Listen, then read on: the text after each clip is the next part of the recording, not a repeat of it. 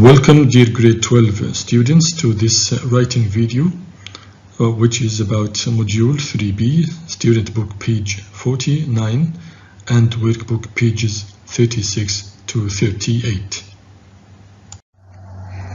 There are two objectives for today's video. The first one is that we are going to use the derived adjectives correctly in a set of sentences.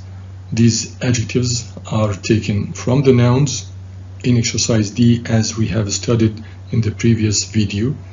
And the second objective is that we are going to plan and write a personal narrative after reading and discussing the writing task in exercise F. In exercise E, you are going to complete the sentences with the correct adjective. You are given a set of 8 adjectives. Then you are going to use the correct one in the spaces right here. Now you can pause, answer, and then play the video for this feedback. Now ready? About your answer to question number 1. I'm deeply, your answer please. I'm deeply grateful for all the help and support she has provided me with. I'm deeply grateful. This is a collocation. It consists of an adverb plus an adjective. Okay, grateful for, adjective plus preposition. So this is a phrasal adjective. That's right. We also can say grateful to. The difference is very simple. I'm grateful to you, but I'm grateful for what you have done to me or what you did to me. Okay, number 2, your answer please. Although he is a successful businessman and an accomplished or gifted author, he is very modest about his achievements. Although is a conjunction of contrast, right? And the sentence that follows, although, till the comma right here, is a dependent clause or subordinate clause, whereas the other sentence till the full stop here is the independent clause or the main clause, and the whole sentence is an adverb clause of contrast. And indeed in English there are about 8 types of adverb clauses, most common of which are adverb clauses of reason, result, condition, time, etc. You can Google to read more about them. Let's go to number 3. Is your answer ready? Although the situation looked hopeless, her burning desire, this is another collocation, it means strong desire, so burning here doesn't have to do with fire. Her strong desire to succeed, and her, your answer, her persevering nature would not let her give up. How about the last one in this slide? My experience taught me the importance of being, your answer, of being assertive and standing up for my beliefs, which means to support or to defend my beliefs. Standing up for my beliefs is a complement, is an explanation of the adjective assertive. This sentence consists of the subject here. It's a phrasal subject, my experience. It consists of the possessive adjective, my, and the noun, experience. This verb in the past simple form, taught me. Me is the indirect object of this verb, and the importance of being assertive is a direct object to this verb. So verb taught, we call it a ditransitive verb, which means that it is followed by 2 objects. The first one here is the indirect object, whereas the other one is the direct object. And the rest of the sentence, standing up for my beliefs, is object complement. Okay, let's continue. You still have 4 adjectives right here for the 4 spaces. Again, pause, take your time, use the dictionary, and then follow for this feedback. Number 5, are you ready? Parents should teach children manners. Manners means good behavior. And to be, your answer, is it respectful? You are right. And to be respectful towards their elders from a young age. Number 6, traveling broadens or widens your mind and helps you become more, what's your answer right here? And able to accept different points of view. When you travel, when you are able to accept other cultures and other points of view, it means you are tolerant. Exactly. Number 7, this experience taught me the importance of being, okay, are you ready? And helping those who are less fortunate than myself, those who are poor. Okay, are you ready? When you help others, you sympathize with them, it means you are compassionate. Excellent. How about the last one? Being, space, involves listening to both sides. When you listen to both sides of the story before blaming someone for something, it means you are fair. To blame someone for something, it means to put the blame on someone. Okay, excellent. Let's move to the next exercise. In exercise F, you are given a writing task. Let's read it to know what we are going to write about. It reads, a school magazine has invited students to contribute to a series of personal narratives entitled A Lesson Learned for its next issue. Write a personal narrative in which you describe an experience that has had a big impact on your life and how this experience has changed you. So there is a school magazine, and this magazine has invited all students to write a series of personal narratives under the name A Lesson Learned. This series of personal narratives are for its refers to the magazine's next issue or issue. Both are British, but issue is more common. Okay, you are requested to write what? What is the genre? It's a personal narrative.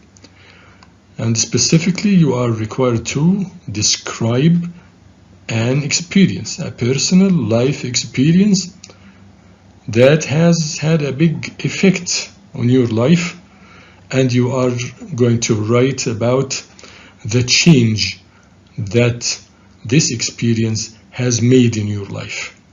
Quickly, this is what and how you are going to write.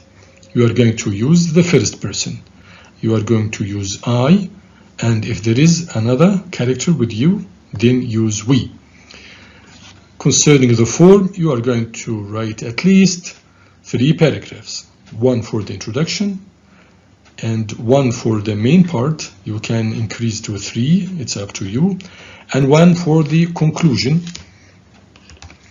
Concerning the content of the introduction, you are going to introduce the character, set the scene, describe the events leading up to the actual experience.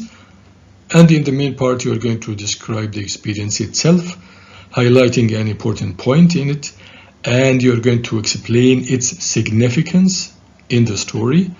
Then state your feelings or emotions or impressions during this experience. As for the conclusion, you are going to mention your feelings about the whole experience and explain what you learned and how you changed afterwards. Please, dear student, open your workbook, page 36. You will find an introduction there. There is nothing new in it. I have already elaborated on it more than once. Now let's go directly to the planning. And generally in the planning you write in brief what you will write in detail afterwards. This is a general principle about planning. Now I'll take you to the place which is South Sudan, specifically in Juba.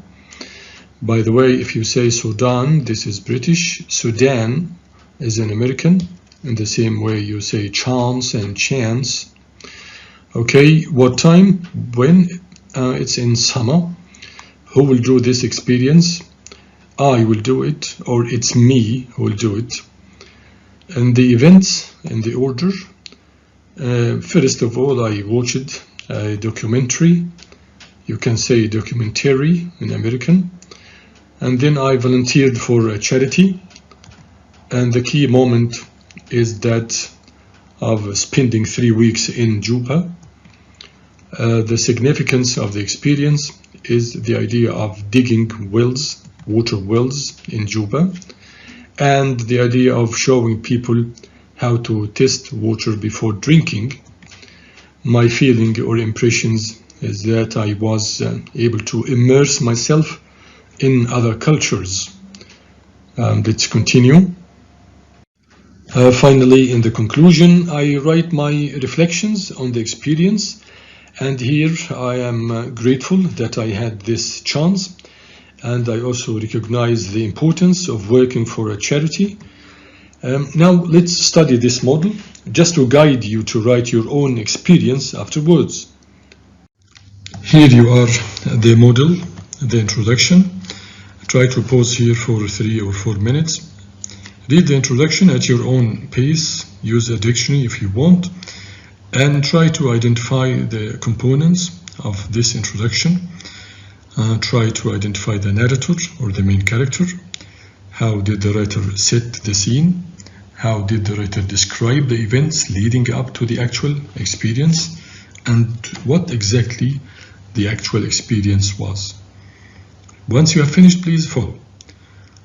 Okay, now the introduction reads, I first heard about Project Water at school. So this is an important background information about the problem. The first time he heard about it was at school. In which class specifically? In geography class. What did they watch? They watched a documentary about the problems caused by a shortage of clean water. Where? The place, the country in South Sudan. And what was the effect of this problem on him? I couldn't believe the hardships that people there faced, all because they didn't have clean water readily available. It really made an impression on me. It means it really affected me. How much we take things like this for granted here.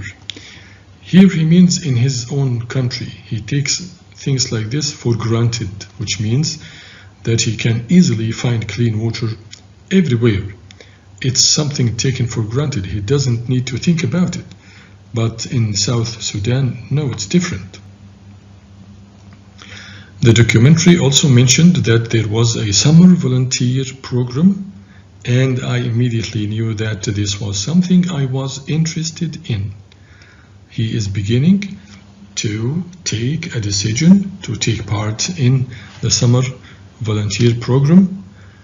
I had done charity work before, especially because he had an experience before, but this was my first time volunteering in another country.